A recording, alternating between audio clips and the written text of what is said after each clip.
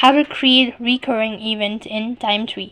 Hi everyone, in this video I'm going to show you the ways to set up or create recurring event in Timetree. So in that case, you have to first of all go ahead and open up your Timetree application.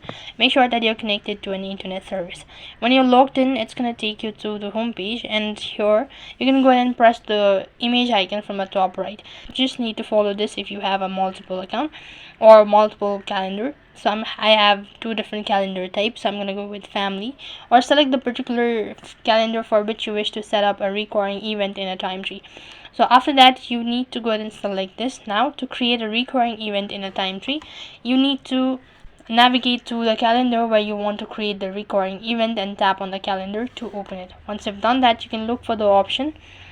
Then you can just go ahead and press the particular event so for which you wish to go ahead and set up a recurring event. So for that, long press on it and then go ahead and select create new event one more time, and enter the details of the event, including the time, date, location, and any other relevant information, and look for the option to set these event as recurring. This option is typically found in the event details or settings. Then select the recurrence pattern for event. Now Timetree offers various options such as daily, weekly, monthly, or custom recurrence pattern as well. So depending on the recurrence pattern you can choose, you may need to customize additional settings such as frequency of the recurrence and the end date or specific date of the week as well. And once you've set up the recurring event and customize the recurrence settings, save the event to add it to your calendar.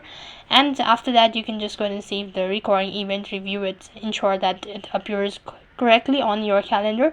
And you can also manage recurring event by editing or deleting them as needed. So that's how you can create a recurring event in Timetree.